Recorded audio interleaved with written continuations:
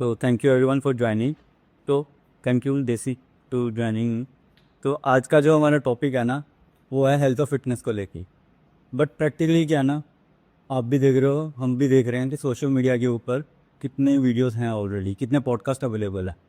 But ground level पे ना, एक कॉमन पर्सन के लिए या एक कॉमन वुमेन के लिए ना, एज सच कोई सोल्यूशन है नहीं है। हम सेलिब्रिटीज़ को देखते हैं वीडियोस में, बड़े बड़े इन्फ्लुएंसर्स को देखते हैं, उसमें हम वो सोल्यूशन तो प्रोवाइड करते हैं।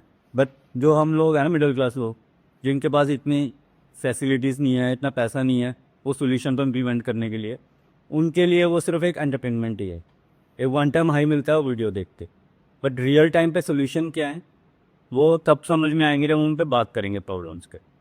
तो thank you for your time today. तो आज का जो मेरा वीडियो का मोटिव है वो सिंपल है कि एक नॉर्मल सी हमारी जो सिंपल सी हमारी क्लास वूमेंस हैं, क्योंकि मिडिल क्लास वूमेंस हैं, वो रियल लाइफ में क्या चैलेंजेस फेस कर रहे हैं हेल्थ और फिटनेस को लेकर।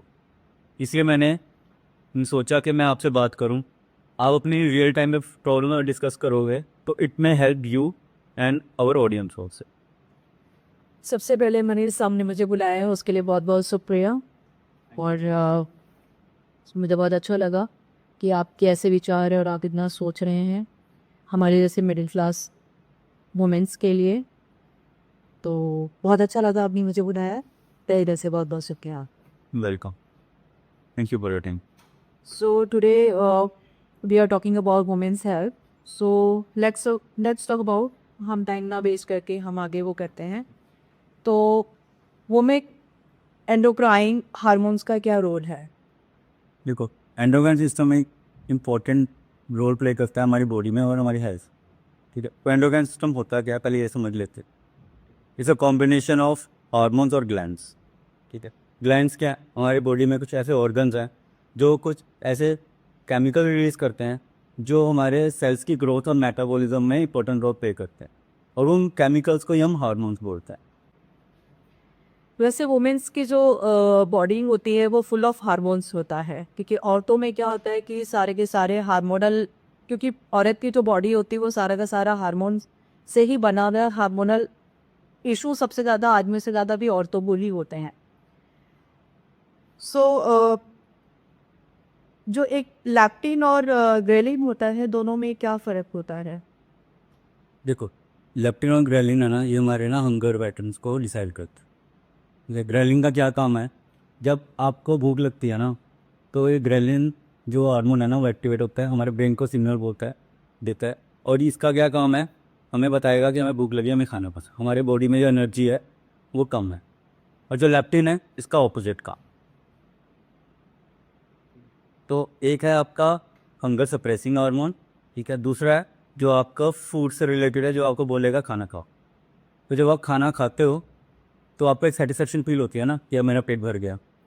तो ये हार्मोन पे ही रोल है। वो आपका लेप्टिन हार्मोन ही बताएगा कि अब आपने खा लिया है, नाउ यू आर सेटिस्फाइड, अब को आपको और खाने की ज़रूरत नहीं। आजकल क्या होता है कि औरतों में, मतलब आप देखोगे कि मोटापा जो है सबसे ज़्यादा औरतों में ही दिखता है। आदमियों में भी है, पर अगर जैसे भी हम औरतों की बात करें तो औरतों में मतलब 60 to 70% औरतें आपको थोड़ा सा बल्की कह लो या फैटी कह लो, बहुत ज़्यादा दिखने को मिलता है। तो आजकल क्या है, डाइटिंग का बड़ा चलन हो गया है, हर कोई डाइटिंग कर रहा है।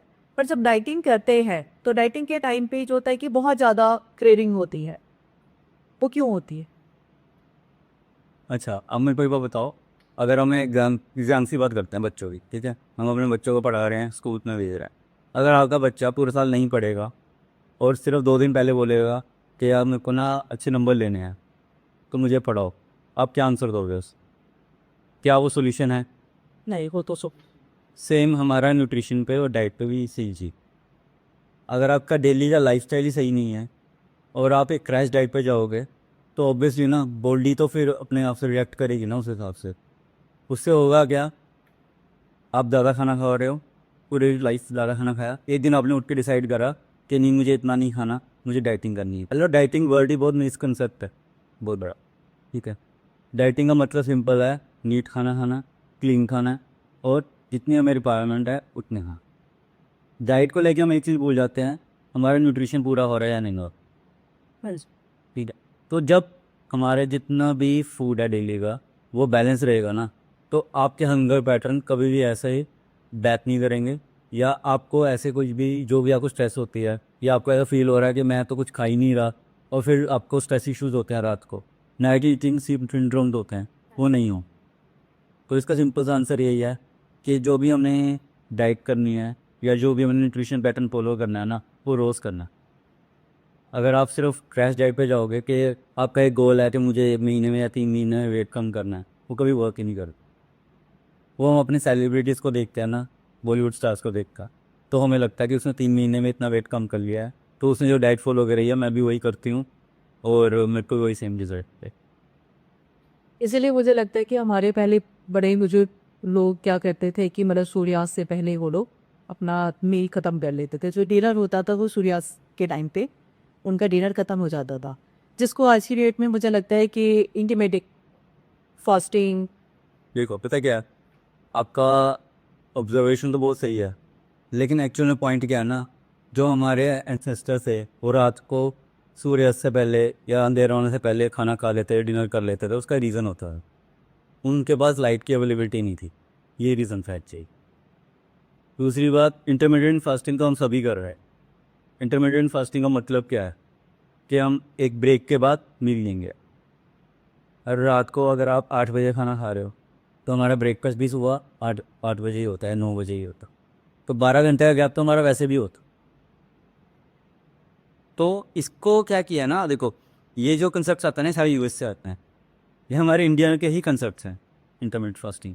बट यूएस को क्या है ना, बहुत अच्छी स्ट्रेटजी है उनके पास, हर चीज़ को हर कंसेप्ट को मार्केट करना ही। तो हमें लगता है कि ये बहुत नई चीज़ है, सिंपल है ये।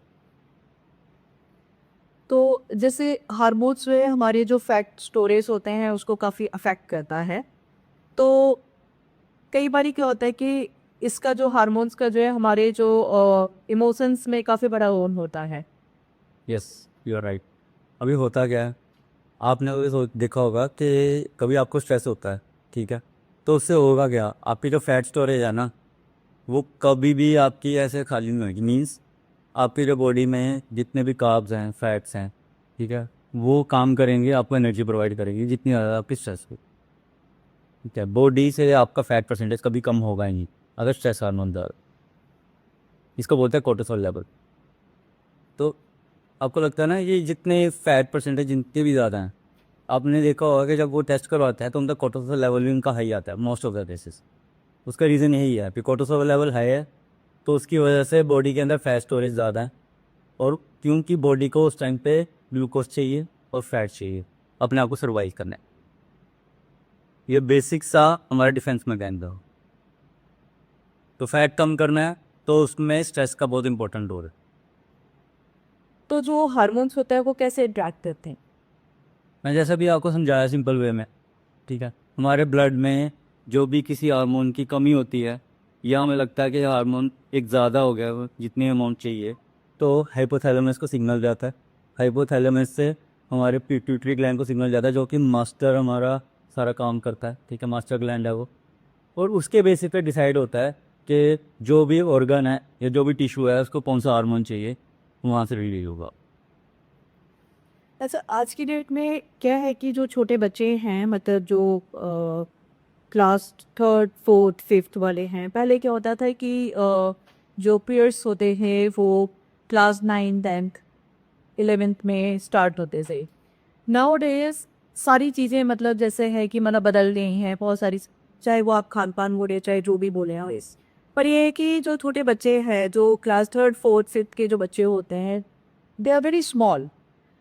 अब उनको क्या है कि उनमें इतनी जल्दी मतलब उनके अंदर हार्मोनल इशू आने लग गए हैं, इतनी जल्दी पेयर्स स्टार्ट होने लग गए हैं कि मतलब वो खुद को मतलब अपनी बॉडी को अपने हार्मोन को किस तरीके से वो कैरी करो और क्या करना चाहिए कि देखो हमारे वुमेंस के अंदर ना एक हार्मोन है जिसको बोलते हैं प्रोजेस्टेरोन, ठीक है। अब उसका काम क्या है कि अगर हमारी बॉडी में प्रोजेस्टेरोन का लेवल अगर कम होगा ना तो मेंस्ट्रुअल साइकिल आ ही है। और हार्मोन्स का रोल सिंपल है, अगर आपने उसको बैलेंस रखना है, अच्छा न्यूट्रिशन, स्ट्रेस का, देखो स्ट्रेस की मैं बात करूँ ना, बच्चों में स्ट्रेस होगा ही होगा, तो मैं वो नहीं बोल सकता कि उनको स्ट्रेस को मैनेज कर, ऐसा कभी भी नहीं होगा, ठीक है। लेकिन वो क्या कर सकते हैं, या हम एज अ पेरेंट्स क्या कर सकते हैं, उनको स्ट्रेंथनिंग के लिए हम मोटिवेट कर सकते हैं, ठीक है।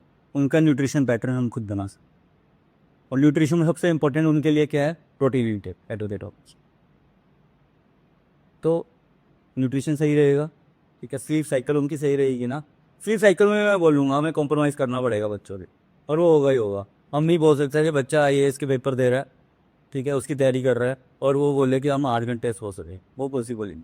देखो कुछ चीज़ें होती हैं साइंटिफिकली सही है कि हमें 8 घंटे सोना है, लेकिन कुछ प्रैक्टिकल एडवाइस क्या है कि हमारा गोल क्या है लाइफ, ठीक ठीक। तो सिंपल है, हम क्या कर सकते हैं, हम उनको मोटिवेट कर सकते हैं कि उनका ऐसा लाइफस्टाइल बनाएं कि एटलीस्ट 40 to 45 मिनट्स वो स्ट्रेंथनिंग में फोकस करें 2 से 3 दिन हफ्ते में, ठीक है। 2 से 3 दिन वो एंडोरेंस वर्कआउट्स करें, और उनका प्रोटीन इनटेक हम मैनेज।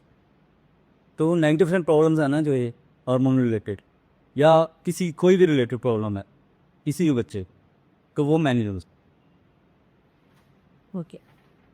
अच्छा, जब हम कोई भी, जैसे अब हम बात करते हैं सप्लीमेंट्स की, जब भी हम कोई भी सप्लीमेंट लेते हैं तो क्या ये हार्मोनल इशू क्रिएट करते हैं? कई सप्लीमेंट्स वाले दावा करते हैं कि सप्लीमेंट्स लेने के बाद मतलब कोई हार्मोनल इशू नहीं होता है, कि नहीं होता है, पर समहाउ समवेयर मुझे ऐसा लगता है कि सप्लीमेंट से भी हार्मोनल इशू होते हैं। उनको सप्लीमेंट है क्या पहले ये समझ लेते हैं। सप्लीमेंट सिंपल सा है, it's an addition to our food. कोई भी ऐसा न्यूट्रिशन है जो हमारे फूड से हम पूरा नहीं कर पा रहे हैं ना, तो हमें उसके लिए सप्लीमेंट लेना। जैसे स्कूल में बच्चे पेपर देने जाते हैं, उनकी आंसर शीट्स खत्म हो जाती है ना, तो आंसर लिखने के लिए उनको एक्स्ट्रा सप्लीमेंट्री शीट चाहिए होती है, तो वही काम सप्लीमेंट हुआ। अब सप्लीमेंट ना डिपेंड करता है कि आपकी रिक्वायरमेंट क्या है। अब आपकी डाइट में ज़्यादा प्रोटीन इंटेक कम है तो यू नीड प्रोटीन सप्लीमेंट। हमारी बॉडी में D3 के लेवल्स कम है तो हमें D3 चाहिए, B12 पे कम है तो हमें B12 के सप्लीमेंट चाहिए। अब इसका हार्मोन से सच कोई डायरेक्ट लिंक नहीं है।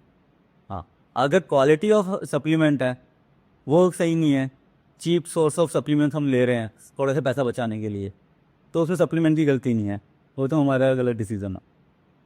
तो इम्पोर्टेंट क्या है, राइट सप्लीमेंट लेना, अकॉर्डिंग टू नीड लेना, और राइट सोर्स से लेना।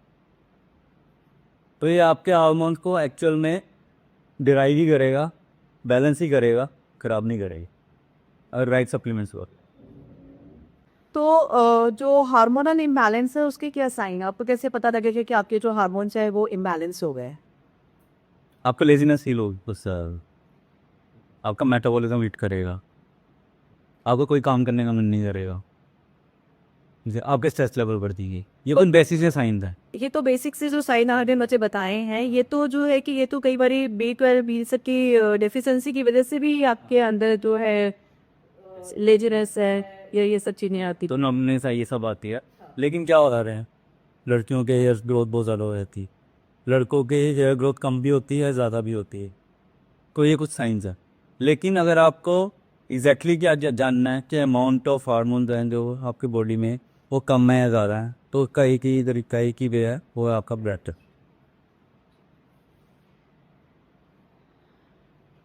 बहुत अच्छा लगा आपसे हार्मोनल इम्बैलेंस और हार्मोन से रिलेटेड मैंने आपसे क्वारीज की, आपने बहुत अच्छा जवाब दिया। Thank you. एंड काफ़ी सेटिस्फेक्शन वाली जवाब थी आपकी।